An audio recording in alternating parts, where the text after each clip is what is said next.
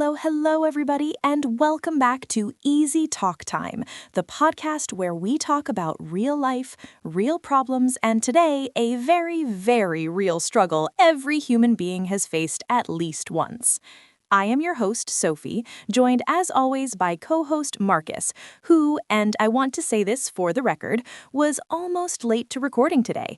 Marcus, tell our audience why you were almost late. Okay, I will be completely honest. I set my alarm for 7 a.m. The alarm went off, and I said, Marcus, just 5 more minutes. I woke up at 9:15. 9:15. We were supposed to start at 9. You were 15 minutes late because of just 5 more minutes. In my defense, those 5 minutes felt amazing. Best 2 hours of sleep I have had all week. My bed was soft, blanket perfectly warm, and my brain was doing that thing where you're not fully asleep but not fully awake, like floating on a cloud of cotton candy. I simply could not leave that cloud. A cloud of cotton candy. This man is a poet when half asleep. Today's topic, why do we always say just 5 more minutes and end up sleeping for 2 hours? I feel like we don't even need to explain it because everyone knows exactly what we mean. Let us paint the picture. Alarm goes off, your brain does something evil. It starts calculating. What time is it? 7 a.m. What time do I need to be somewhere? 9 a.m. That's 2 whole hours. Surely I can sleep 5 more minutes and still be on time, and honestly, the math makes perfect sense. The math never makes sense, Marcus. You say 5 more minutes, close your eyes, and your brain completely abandons all responsibility. It clocks out, puts up a gone on holiday sign, and your body melts into the mattress. Next time you open your eyes, your phone says 9:47 a.m., and you have 3 missed calls from your boss. 3 missed calls. That happened to me once, but I showed up refreshed, alert, bringing my best ideas. My body knew what it needed, and You got written up, Marcus. I got written up, yes, but the ideas were great.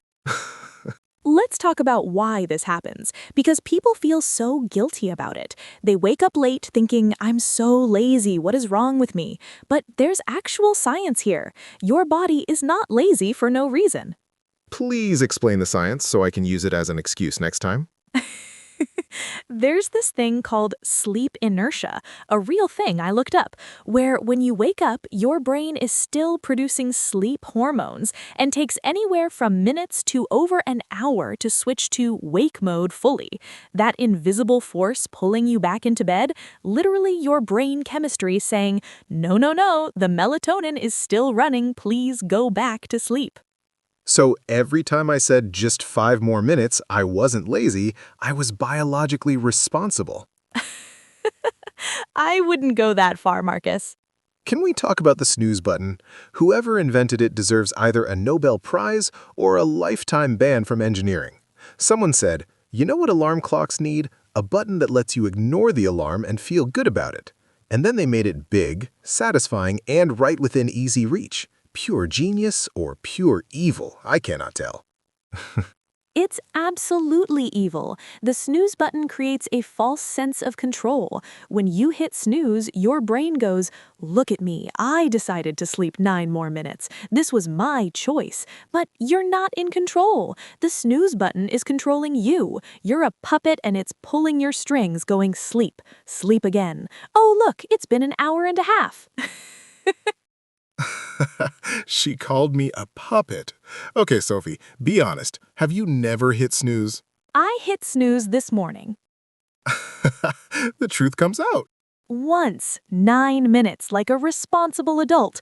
But why is snooze always 9 minutes? Who chose that number? Right, why not 10? 9 is so strangely specific. I know this one. Old mechanical alarm clocks couldn't do exactly 10 minutes because of how the gears worked, so snooze was set at 9, the closest the mechanism could get, and it stayed that way. We suffer every morning because of old clock gears from 100 years ago. Every person on Earth suffers every morning because of one decision by a clockmaker 100 years ago? Essentially, yes. Okay, Marcus. The 4 types of people when it comes to 5 more minutes. Our listeners will recognize themselves immediately. Diagnose everyone. Type 1. The mathematician. They calculate how much time they have, decide they can afford 17 more minutes if they skip breakfast and wear pre-laid clothes, and press snooze with the confidence of a chess grandmaster. This is you, Marcus. I feel very seen and I do not appreciate it. Type 2. The negotiator. They wake up making deals. If I get up now, I get nice coffee. If I stay 5 more minutes, I get instant coffee. But what if I stay 10 minutes and still get the nice coffee? And they fall asleep right in the middle of negotiating. I know someone exactly like this, and they know who they are. Type 3. The delusional optimist sets 15 alarms, 6 a.m., 6:05, all the way to 7:45, assuming one magical alarm will finally get them up. Spoiler, none work. They sleep through all 15. I have a friend like this. His phone in the morning sounds like a full concert, alarm after alarm, and he sleeps through every single one like a man at total peace with being late to absolutely everything. And type 4, the guilt sleeper. Saddest one. They wake up feeling guilty, say 5 more minutes, fall back asleep, wake up feeling more guilty, and spend the whole day apologizing to themselves, not even enjoying the extra sleep because they feel too terrible about it. That is genuinely sad. It is. To every guilt sleeper listening, it is okay. You are human. Sleep is wonderful. Be kind to yourself. I have to share a story. Most embarrassing thing that ever happened to me. In university, I had a final exam worth 40% of my grade. Everything was prepared. Alarm went off and I said, "Marcus, just 20 more minutes and you will be sharp." I pressed snooze. Marcus. I woke up 45 minutes after the exam had already started, ran to the exam hall in my pajama top, only had time to change the bottom half, walked in wearing a Winnie the Pooh pajama shirt, sat down, did that exam, and I passed it, wearing Winnie the Pooh. Winnie the Pooh. 3 years and you never told me this? It is not something I advertise, Sophie. I have one too. First date, everything ready the night before, nice outfit, alarm set for 8 a.m. because the date was at 11 and I wanted 3 hours to get ready. 3 hours is a lot, Sophie. 3 hours is the minimum, Marcus. Alarm goes off at 8. I say just 5 more minutes. I woke up at 10:30. No. 30 minutes to get ready for a first date. Showed up with a crisis bun, random outfit, still 7 minutes late. What happened with the date? We dated for 2 years. The crisis bun worked. Marcus, your final thoughts on the 5 more minutes phenomenon. It is one of the most deeply human things we do. That moment lying in bed wanting 5 more minutes, pure, honest desire. You genuinely, with your whole heart, want to stay in that warm bed. We are all the same at 7 a.m. CEOs, students, teachers, doctors, everybody thinking, just 5 more minutes. It's the great equalizer.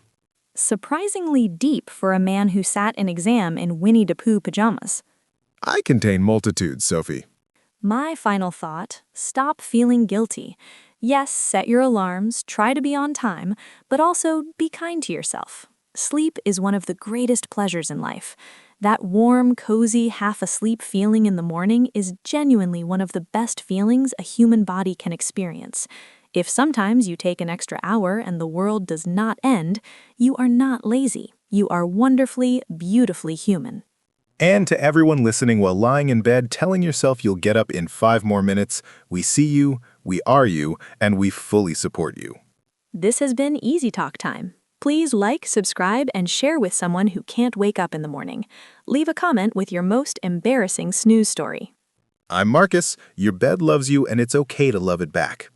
And I'm Sophie, reminding you the crisis bun is always an option. See you next time. Bye, everyone. Bye, everyone. If you enjoyed this, subscribe to Easy Talk Time and keep learning English with us.